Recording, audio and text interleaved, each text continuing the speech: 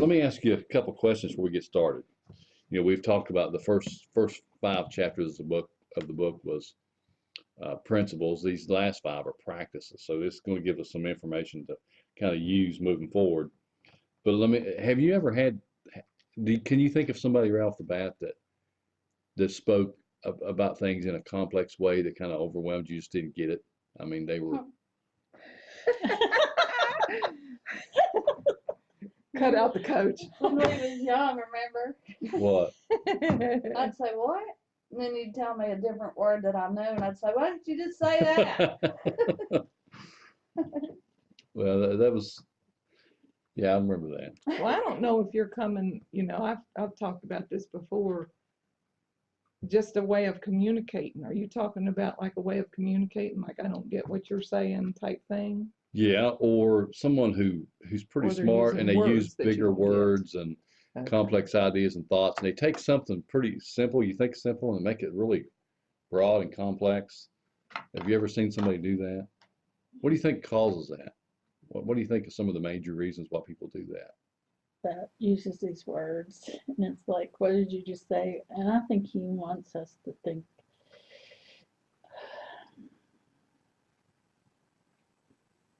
He's been in a newspaper. He's done communication stuff, and we've talked about it a lot as employees.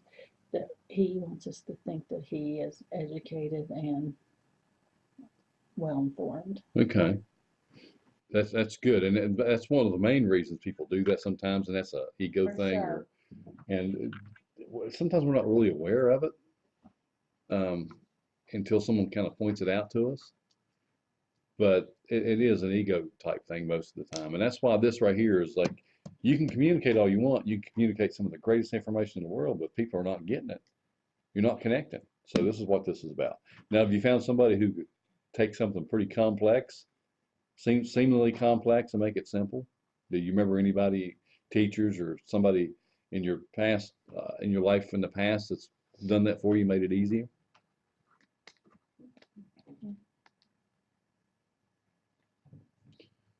Well, I know I have, and I really appreciate that when someone says, let me just boil it down to you. Yeah. Let me give you the meat, or the bones. You can put the meat on it yourself. I'm going to show you how this works, and then give you the basis for it. And so when somebody can do that and let you do your own thinking and questions, you kind of learn better that way when you're able to get involved and say, okay, I got it now. Tell me how this works, and you begin to add the pieces to it.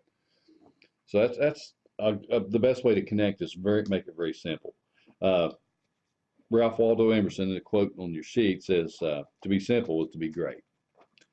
And he also says this too, and you might remember this from a speech class. He said, there's no great writing, only great rewriting.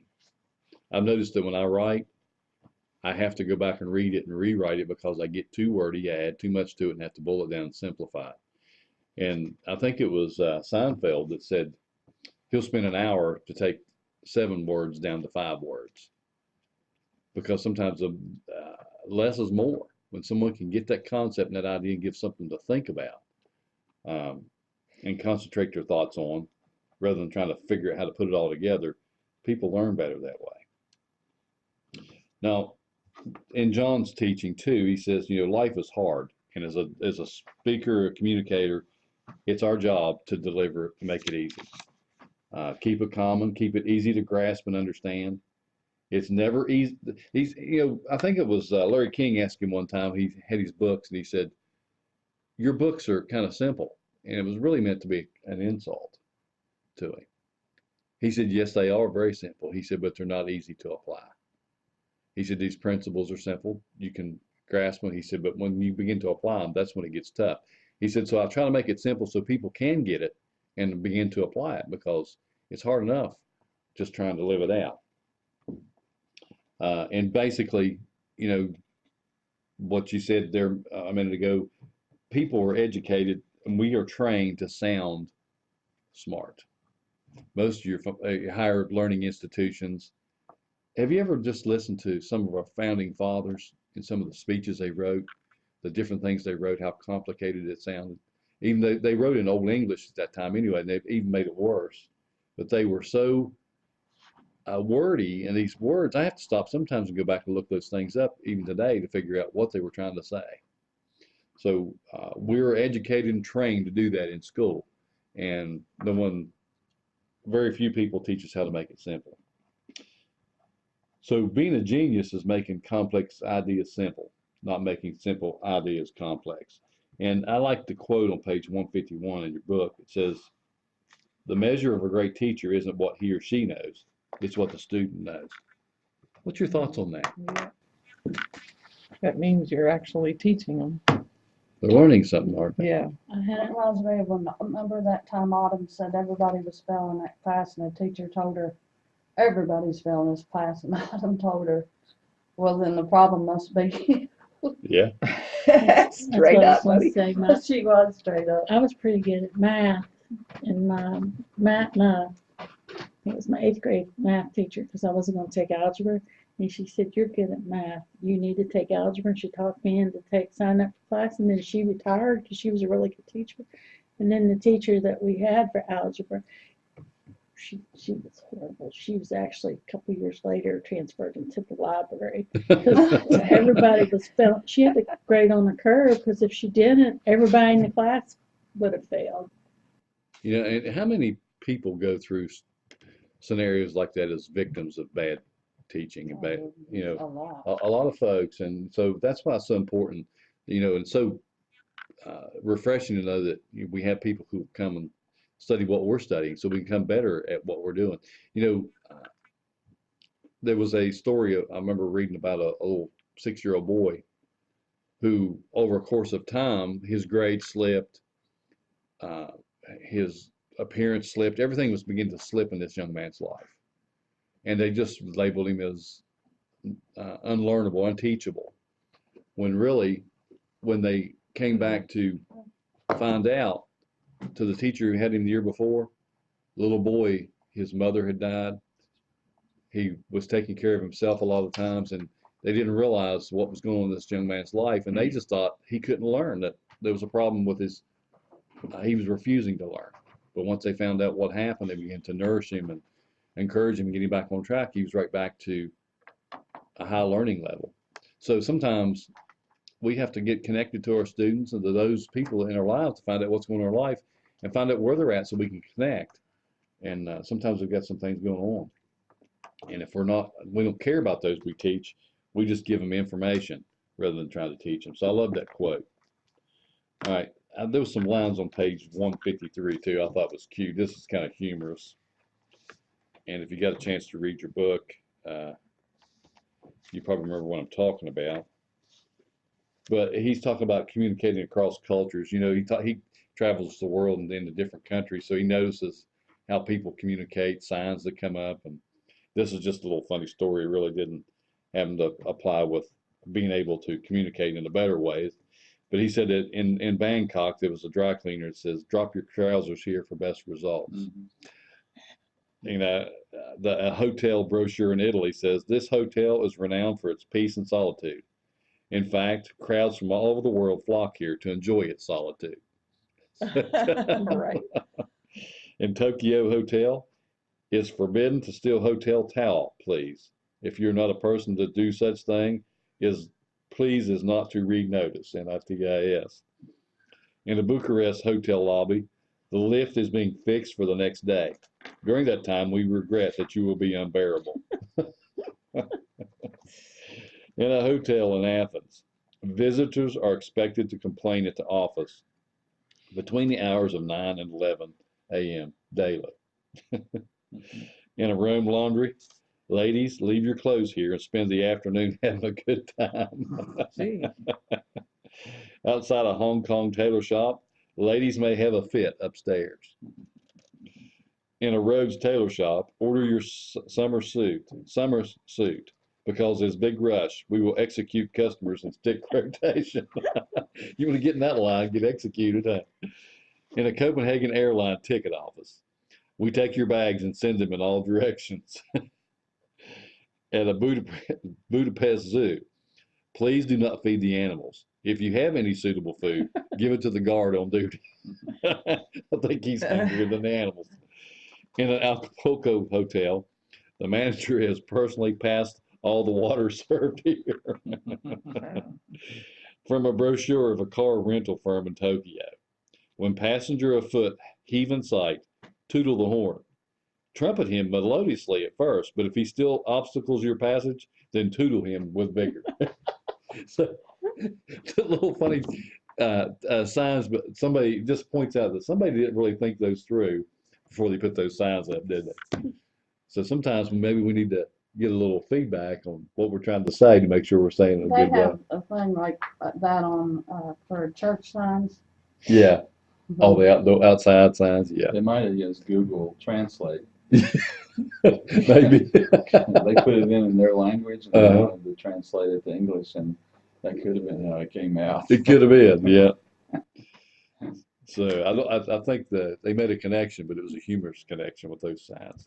All right, so John says there's 4 things that he does to create good material to connect with people, and we can do this on a one-on-one, a small group, or a large audience, but every time we have to think about it. First off is humor, something that will make people laugh.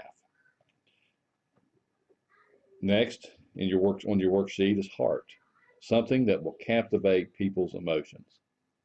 If you remember, he's taught many times in these lessons that before you connect with the head, you have to get to the heart. Before you ask for somebody's service in their hands and feet, you got to connect their heart to what you're doing. The third thing is hope, something that will inspire people. And fourth, help, something that will help people in some tangible way. So we always want to leave people with a challenge. We want to leave people with something that's going to encourage them and that they can use if we're in the business of helping people. All right, so he also developed a 3S strategy when it comes to speaking in other countries. And when we talk about language barriers, we talk about, and even in our culture today with our different generations, our different gaps we have between communication.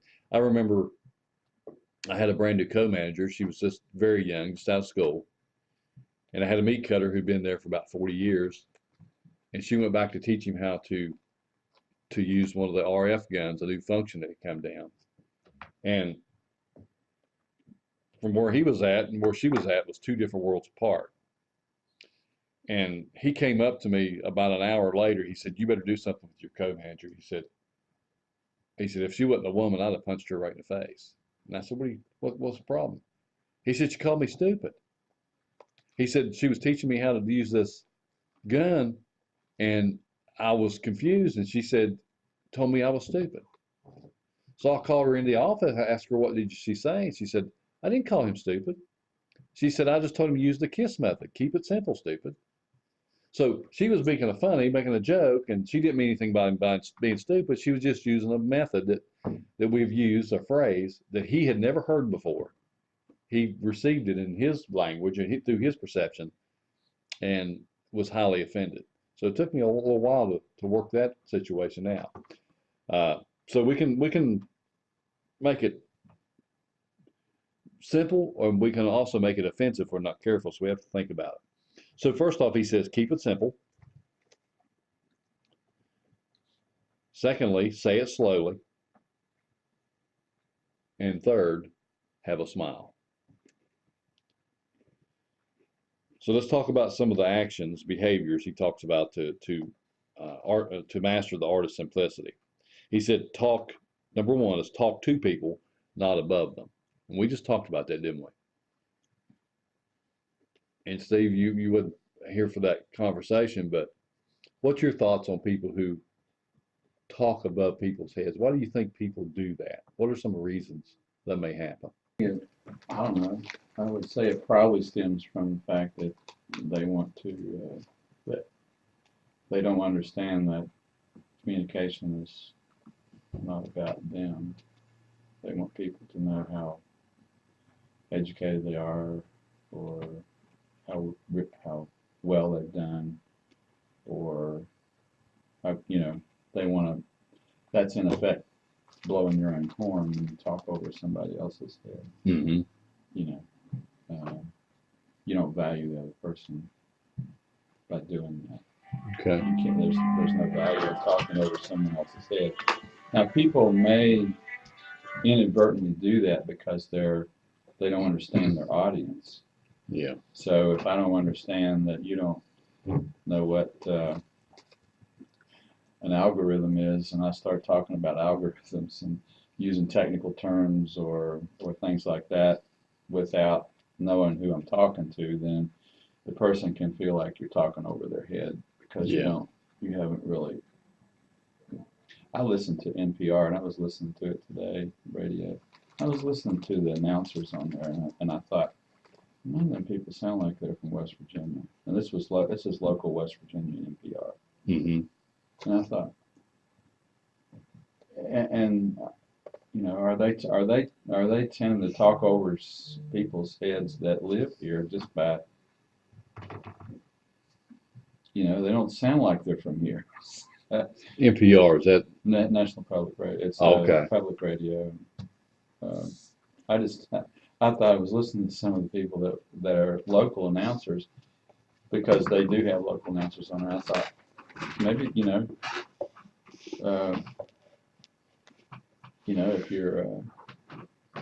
have a degree of eloquence with your voice, how does that reach? Who does that reach?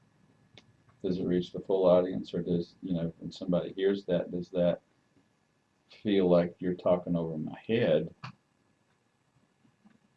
just by the way you deliver your commentary or your so And that's a great example of, making some assumptions or we never want to downplay and act like we don't have, and have false sense of humility, but at the same time, knowing that there is differences between maybe possible differences in the audience we're going to speak to, we need to do a little investigating, don't we? that's To right. find out who we're going to talk to, where are you at? Sometimes even at the beginning of a session, sometimes if you got some knowledge that you probably realize that may be brand new and people are not going to understand those terms, you give people permission to say, listen, I'm going to use some terms that you may or may not have heard of. And if you don't understand them, please let me know so we can stop. Yeah. So we have to really set the tone and give people permission to say, hey, I really don't know what you're talking about, without making them feel inferior or devalued. I loved how Gary last time we talked about narcissism, and we shared a little story about the narcissist, and he said, and he was looking at me, and I didn't catch it right off the bat. And he says, I'm not even sure what a narcissist is. So I made an assumption that everybody knew what one was, So he spoke up. He was brave enough to speak up, because if he didn't speak up, he would never got the point of the story. And so we want people to understand, if we're going to share a time and invest in people, we want to make sure that they're getting it. So we have to do a little investigating. So talk to people, not above them. Number 2, get to the point. Now, sometimes we can beat around the bush for different reasons. What are some reasons why maybe we might not seem to get to the point? Let's take an instance. Say maybe we're confronting someone for some reason, or having to address something, and we don't get to the point. What do you think causes that? Well, I'm having in the middle of, I have to do my employee evaluations today. And if I don't get to the point, I feel like I'm going to offend them, hurt their feelings, or somehow make them feel bad by something that I'm speaking into them. Mm-hmm. So you're afraid you might say too much? Mm-hmm. Okay, that's good. That's a good reason why we avoid getting to the point. You have seen some folks who get to the point pretty quickly and pretty harshly. How's that come across sometimes? Yeah. So there's a fine line in there. There's a balance in that, getting to the point. Sometimes you got to lay a little context, but you got to have it in your mind. I got to get this to the point pretty quickly, so I don't waste people's time. I don't say more than I need to, and actually communicate what you're trying to say. connectors get to the point before listeners even start asking what's the point. So great communicators will generally they'll tell you what they're going to tell you. They tell it to you, and then they recap and tell you what they told you. So and they can do that in a way that's not offensive or talking down. He's got a funny little thing here in our worksheets about. He says when the person asking for the recommendation, we're talking about when people ask for recommendations for maybe a past employer, and you don't want to come across as tearing the person down. And here's some funny ways he said that have been approached. He said, first off, for recommendation, she was always high in my opinion, but really what he's really trying to say is she was smoking a joint, often seen smoking a joint. The second one was while he worked with us, he was given numerous citations. But real meaning was he was arrested many times. Another recommendation says, I would say that his real talent is getting wasted. His real talent is getting wasted at his current job. But really what he means is he's getting bombed regularly. You simply won't believe this woman's credentials. In other words, she faked most of her resume. Next is he would always ask if there was anything he could do. And what it really means is we were wondering too. Next was you can never catch him asleep on the job. In other words, he was too crafty to get caught. He doesn't know the meaning of the word quit. He can't spell it either. And as an employer, I can relate to some of those because someone would call me for a reference, and then when they left, they didn't leave on good terms. They had some issues with them. And you got to think about how you're going to say this without really being destructive to the person and giving them a chance. So you really got to be careful how you do it. But this is a humorous way of looking at it. All right, number 3 in your worksheet. Say it over and over and over and over again. The first time you say something, it's heard. The second time, it's recognized, and the third time, it's learned. Is what William Rastetter said. Now, actually, Patrick Lencioni in his teaching, when he's talking about creating clarity and focus in your organization, he says, for a leader, you have to say the important things at least 7 times before people get it. What's your thoughts on that? 7 times. Takes a lot of commitment and to make sure you're communicating, connecting. Why do you think people don't do that? Say it 6 or 7 times. Well, I think if I've told you, and you should do it. Okay. What about you, I Lynn? learned that when I was a kid. And Mom or Dad said, either do this or don't do that. Of course, I don't know. Sometimes it would be the first time, but it would. Sometimes it would be an escalation of how many times, and by the time the last time, it was like, you know what you need to do, go out there and cut that switch. That gets your attention, doesn't it? Yeah. Was that the 8th time? Yeah, about the 8th time, it's going to switch that. Usually it didn't get past the 2nd or 3rd time for me, but what's your thoughts on that? Why do you think leaders avoid saying things that many times to people in the organization? You think maybe they are afraid that they are talking down to people when they have to tell them that many times? Possibly. I think it's important if you're going to repeat something is to repeat it in a different fashion every time you repeat it.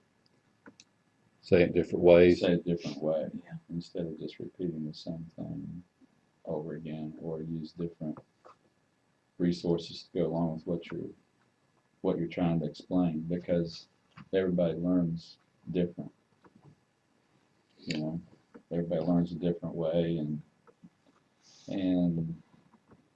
in ministry,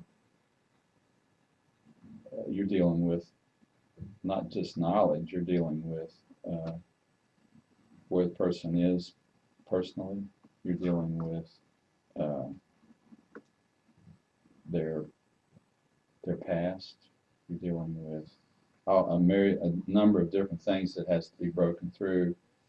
And if you just say it one time, I mean, the very example of that within this organization is, what is the purpose of Rainbow Christian Center? What's the mission? And you know, and you ask people that. Well, we can't all say the same thing. So it's not been repeated enough or to have individuals catch it. Yeah. Yeah, and that's the point of trying to make. You get the bigger your team gets, the more diluted it seems to be. And if leaders, they're always moving forward to the next thing. They're always they're looking ahead, looking down the road. Mm-hmm. So they're always looking for some ways to keep the momentum going. But a lot of times we don't come back and reiterate what we're really about enough times until everybody really is behind that. So when he says 6 or 7 times, it's probably a minimum for that for large organizations. A case study of that was Alcoa Aluminum, and there was a time that they were doing pretty bad. They were losing money. They had a lot of lawsuits against them, and they hired this new CEO who came in with this great speech at the beginning and said that he was going to invest all this money into safety. Yes. Was nothing talked about as far as how they were going to approach the marketing scheme, how they're going to get after new customers, how they're going to change any of the processes in there to produce more products. It was all about safety. And That's my man. they thought, well, He was right on. well, they there you go. He got somebody's attention because this is what Right. happened. He after a certain amount of time, and can't remember the facts. He actually did turn that organization around because they found that there was so many things that were unsafe that affected everything else in the processes that was causing quality issues with their product. And once they fixed the safety issues, the quality went up, the sales went up, everything was fixed because he would not get off of the bone he was chewing. It was safety. And it took a little while. They thought he was nuts, but every day, everything was geared around being safe. So that's how important it is when something is that important, you got to stay with it until everybody gets it. He developed a culture of safety in that organization. I think he said it probably a few more times than 7 times. So that was probably minimum. All right. So number 4 on your worksheet, say it clearly. Have an understanding so there won't be a misunderstanding. But Charles Blair. Jack Welch, the former CEO of General Electric, pointed out insecure managers create complexity. Frightened, nervous managers use thick, convoluted planning books and busy slides filled with everything they've known since childhood. Now, if you have a manager or a boss who quotes the rule book or the policy book, and most of the time, you're in trouble. If they're relying on policy manuals to lead and guide people, they're confident in their ability and understanding and knowing that material, but they're not too confident with people in their relationships and working with people. And I learned that early on too. Anytime that you begin a new position of leadership, sometimes that's the only knowledge you have is what the rules and the guidelines are until you get to know the team, learn to work with the team. If you rely on that knowledge rather than building relationships, you get in trouble. And we've talked about that in the 5 levels of leadership, position, and authority. The second level is permission. And that's when you start to work with the team, start to understand and build your team. All right, number 5, say less. Don't trap your audience. Sometimes we have a captive audience and we feel like we have to talk for an hour because we got an hour and we're keep talking. And somebody's tuned out 40 minutes ago. John uses a great illustration here. He was at a banquet one time and there were several speakers speaking at this banquet.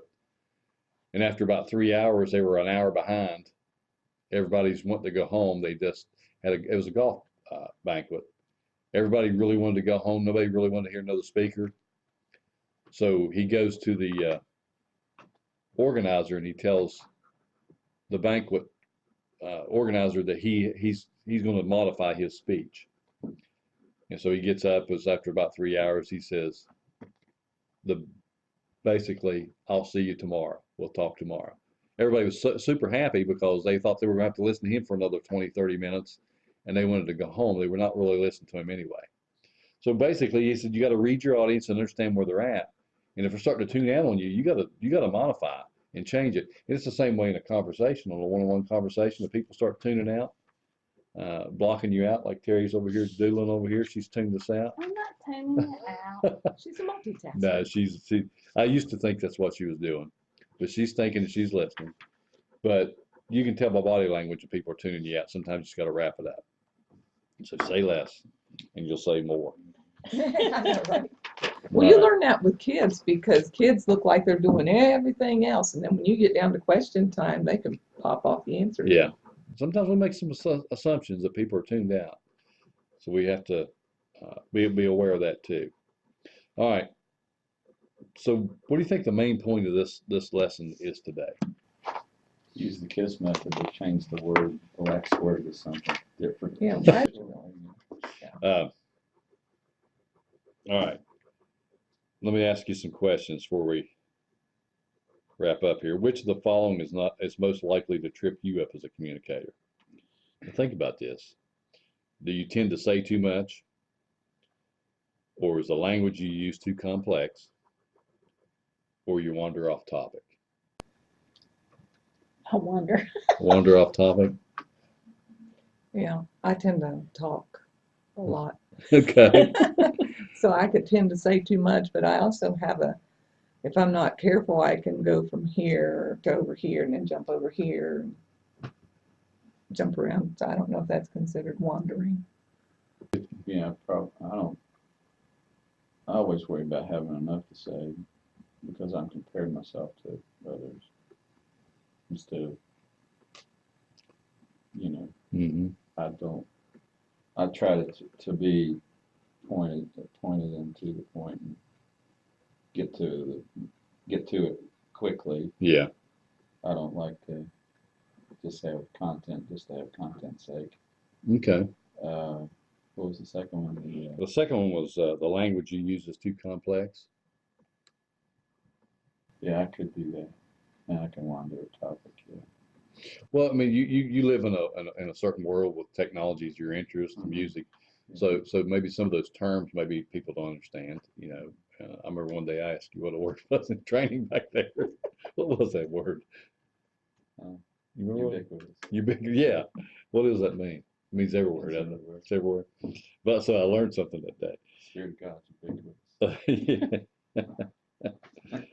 Sounds like the word to marry you. So Yeah, there you go. so knowing that might be a problem for you. What can you do to help improve that? What'd you say yours was? Wondering. Wander too much? Yeah. What do you think can help you with that? Limit my time. This morning I was doing a job evaluation and we went over here. I was like, okay, what are we talking about this? Yeah. If you have an outline or Yeah. something that you go by, that you want, these are particular points that you have that you have to, that Yeah. you want to cover, then you tend to not wander Yeah. about it. That's good.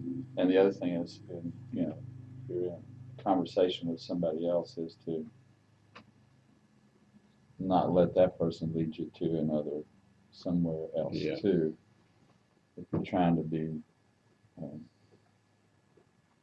whatever the goal is of your conversation or your lesson or whatever. I mean, small groups, so that's what we try to learn to do, right? Because you got people that will Take Yes. over. take over and lead you to some other place. Yeah.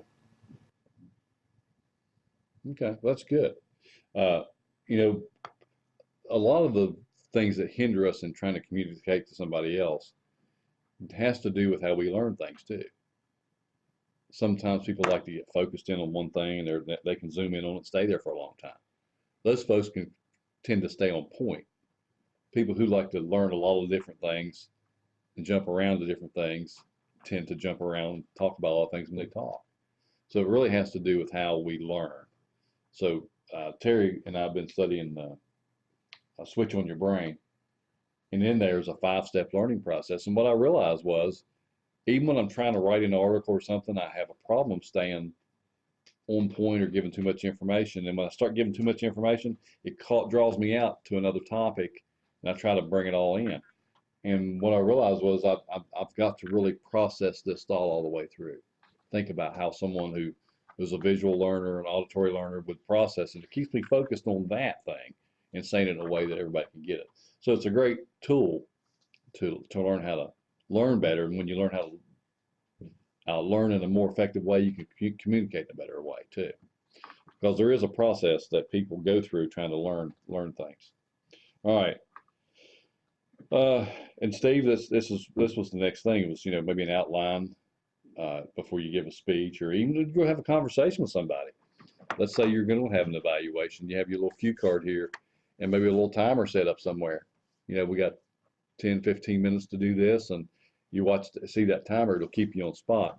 Bill and I did a workshop Monday, and I asked him, because I tend to talk for 10 minutes at a time sometimes, and think I've only talked for a minute or two.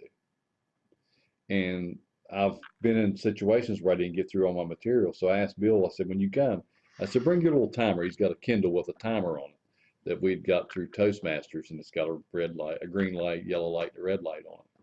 And it kind of lets you know so it was perfect. It was 58 minutes on an hour show. I think it's the first time I've ever ended a show exactly, or close under time. So we have to have a system to keep us in check at whatever our problem is. If we don't address it, we're going to continue to do the same thing. All right, who could you approach for feedback on your communication?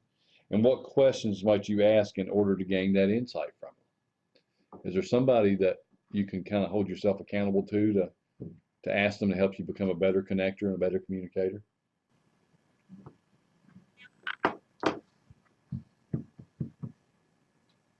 Well, I imagine you would just go to somebody if you're aware of somebody that you seem to be able to understand and connect with easily, then I would think you would go to that person. Okay. And that's good. Maybe somebody on the team that you interact with too every day, that you're close to. Maybe somebody on that team you could trust to say, hey, kind of watch and see how see if I'm getting the point across. Kind of watch the body language of folks and see if they're receiving it. Help me to do this. So you hold yourself accountable to that person to become a better communicator. When I get done here and go to lunch, Terry's going to give me a little list of some things that she thinks I can do better. And I know one of them is going to be I use my hands too much.